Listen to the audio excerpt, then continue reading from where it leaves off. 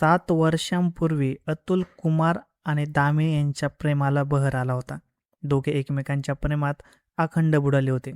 मात्र या प्रेमाला दोघांच्याही कुटुंबाचा विरोध होता. पण त्या दोघांनी एकत्र जगण्याची व मरण्याची शपथ घेतली होती. सर्वांच्या विरोधाची पर्वा न करता एकत्र आयुष्य जगण्याचा निर्णय घेतला आणि लग्न देखील केलं. लग्नानंतर त्यांना एक मुलगा झाला. काळ पुढे सरकत गेला आणि दोघांनी मिळून आपल्या संसाराची घडी बसवली. हस्तिनापूरमध्ये त्यांनी भाड्याने घर घेतले. उदरनिर्वाहासाठी दोघांनी मिळून घरातच एक लहान बालवाडी सुरू केली. परिसरातील लहान मुलांना आणण्या नेण्याची व्यवस्था त्यांनी केली होती. हळूहळू बालवाडीचा विस्तार झाला. या पती पत्नीने एक शाळा उभी केली. इथे इंग्रजी माध्यमातून मुलांना शिक्षण दिले जाऊ लागले. शाळेचा लौकिक वाढत गेला. मुलांची संख्या वाढत गेली. अगदी लांबचे मुले देखील शाळेत येऊ लागली. तेव्हा या लहान मुलांना आणण्यासाठी एक वाहन घ्यावे असा विचार अतुलने केला. दामिनीही त्याला समर्थन दिले, पण नवीन वाहन विकत घेण्याऐवजी भाड्याने घेण्याचं ठरवलं. ते वाहन पाहत असताना तुषार हा अतुलच्या संपर्कात आला. त्याचे वाहन होते. तो स्वतः चालक म्हणून काम करत होता. मुलाकडून फी आकारणे संस्था म्हणजे अतुल ठरवत असे. त्याप्रमाणे तुषार मुलांना शाळेत आणणे आणि सोडण्याचे काम करू लागला. तो रोज सकाळी आणि संध्याकाळी येतच असे. तो शाळेत आला की काही वेळा थांबत असे. बहुतेकदा अतुल अनेकदा काही ना काही कामात व्यस्त असे. घर आणि शाळा एकत्रच होती आणि दामिनी शाळेचा कारभार बघत होती. ती नेहमी शाळा आणि परिसरात असे. अतुल कामात असताना तुषार तिच्याशी बोलू लागला. दोघांना नेहमीच संपर्क येऊ लागला. अतुलचे ध्येय मोठे होते. त्याला शाळा मोठी करायची होती. त्यासाठी तो दिवस रात्र मेहनत घेत होता. दुसरीकडे तुषार रिकामाच होता. मुलांना शाळेत आणून सोडायचे आणि संध्याकाळी घरी नेऊन सोडायचे, इतकेच त्याचं काम होतं. दिवसभर तो रिकामाच असे आणि दामिनीच्या मागे पुढे घुटमळत असे. ती आता त्याला शाळेतील काही कामं देखील सांगू लागली. तो न कुरकुरता ती सांगेल ते काम करू लागला. दोघांतील बोलणे वाढत गेले. फोनवर कॉल आणि चॅटिंगही वाढले. त्याच्या प्रत्येक मेसेजला ती उत्तर देऊ लागली. दोघांतील घसट इतकी वाढली की दोघांना एकमेकाशिवाय आता करमत नव्हतं. ती बाहेर जाताना आता ड्रायव्हर तुषारला सोबत घेऊन जाऊ लागली. ती म्हणत असे, तुला हे काम जादा लागत असे हे माहीत आहे, पण काय करू, माझा नवरा कामात असतो ना, त्यामुळे मी तुला बोलवते. मॅडम असं नका बोलू, तुम्ही सांगाल ते मी करेन. हो रे, माहीत आहे म्हणूनच सांगते, पण तुझे काम फक्त स्कूल बसवरच आहे. माझ्यासाठी कार चालवणे हे काही तुझं काम नाही. मॅडम तुमचे सगळे काम मी करेन हो, मला समाधान मिळतं.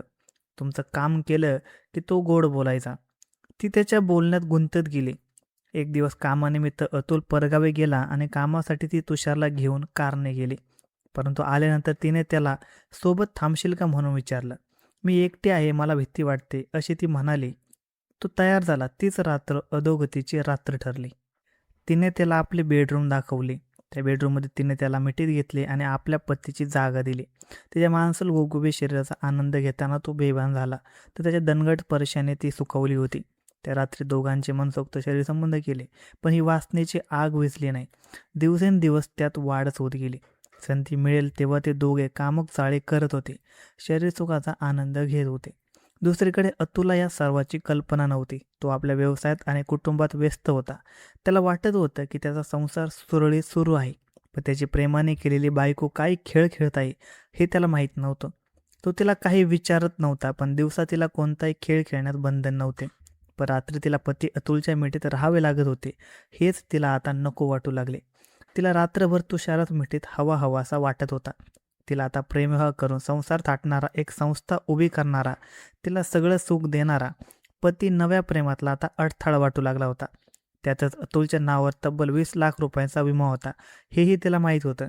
अतुल जिवंत असेपर्यंत तुषारसोबत मनसोक्त शरीरसुख घेता येणार नाही. तसेच विम्याची रक्कम देखील मिळणार नाही. पण तो मेला तर 20 लाख रुपये मिळतील.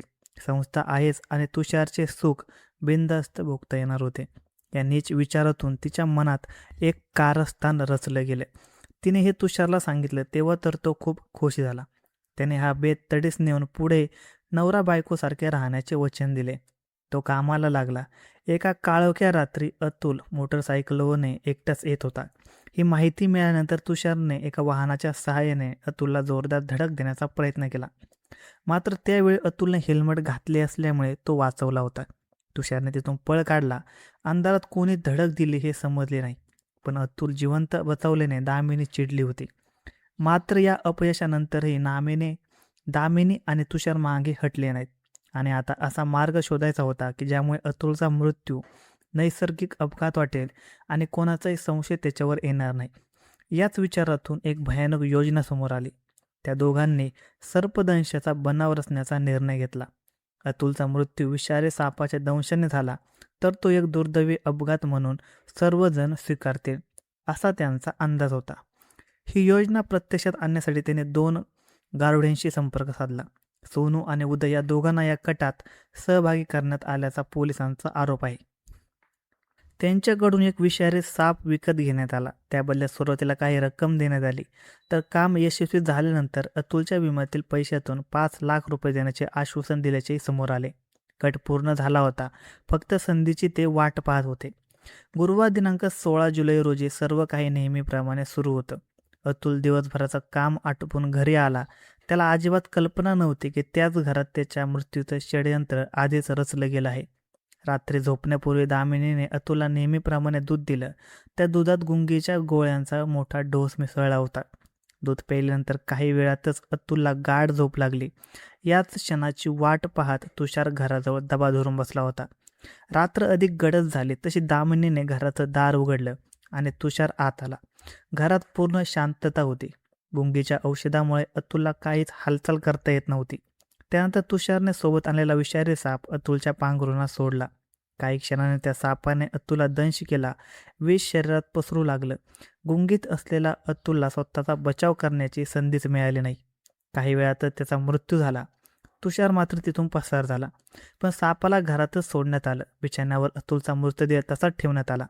खोलीतील परिस्थिती पाहून कोणालाही हा सर्पदंशाचा नैसर्गिक प्रकार वाटावा असा बनाव तयार करण्यात आला. शुक्रवार दिनांक 17 जुलै रोजी सकाळी साधारण 6 वाजण्याच्या सुमारास दामिनीने आरडाओरडा सुरू केला. कुटुंबियाने फोन करून तिने अतुलला साप चावल्याचं सांगितलं. नातेवाईक आणि परिसरातील लोक घरात पोहोचले. बिछाण्यावर अतुलचा मृतदेह पडला होता आणि जवळच विषारी साप देखील दिसत होता. क्षणभर सर्वांनाच हा दुर्दैवी अपघात असल्याचं वाटलं. अतुलला तातडीने रुग्णालयात नेण्यात आलं. डॉक्टरांनी त्याला मृत घोषित केलं. त्यानंतर पोलीस घटनास्थळी पोहोचले. दामिनीने सांगितले की रात्री 2च्या सुमारास ती आपल्या 6 वर्षाच्या मुलाला घेऊन दुसऱ्या खोलीत झोपायला गेली होती.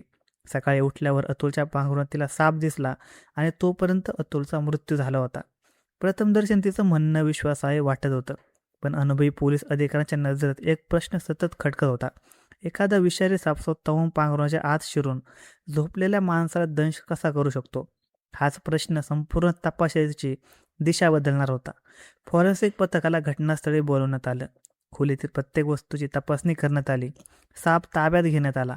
वैज्ञानिक पुरावे गोळा करण्यात आले आणि त्याच दरम्यान अतुलच्या कुटुंबियाशी आणि नातेवाईकांशी चर्चा सुरू केली. चौकशी दरम्यान अतुलच्या नातेवाईकांनी एक महत्त्वाची बाब पोलिसांना सांगितली. त्यांच्या म्हणण्यानुसार दामिनीच्या वागण्यात काही काळापासून बदल झाला होता आणि त्यांना तिच्यावर आधीपासून संशय होता. त्यामुळे त्यांनी पोलिसांना सर्व बाजूने तपास करण्याची विनंती केली. यानंतर पोलिसांनी दामिनीची सविस्तर चौकशी केली. तिचा मोबाईल जप्त केला. तिचे कॉल डिटेल रेकॉर्ड तपासण्यात आले. त्यातून एक धक्कादायक माहिती समोर आली. शाळेच्या वाहनाचा चालक तुषार उर्फ निकी याच्याशी तिचे सतत संपर्क होत असल्याचं स्पष्ट झालं. दोघांमध्ये तासनतास फोनवर संभाषण होत असल्याचं कॉल रेकॉर्डमधून दिसून आलं. आता तपासाची दिशा पूर्णपणे बदलली होती. पोलिसांनी तातडीने तुषारला ताब्यात घेतलं. चौकशी दरम्यान त्याचा मोबाईल तपासण्यात आला. त्यामध्ये पोलिसांना एका विषारी सापाचा फोटो सापडला. हा फोटो या प्रकरणातील पहिला ठोस तांत्रिक पुरावा ठरला. पोलिसांनी तुषारची कसून चौकशी केली. पुरावे एकामागून एक समोर ठेवले जात होते. अखेर त्यांनी गुन्हा कबूल केला. सोनू आणि उदय या 2 गारुड्यांकडून विषारी साप आणल्याचं स्पष्ट झाल्याने त्या दोघांनाही ताब्यात घेण्यात आलं. या प्रकरणाचा तपास अद्यापही सुरू आहे. धन्यवाद मित्रांनो.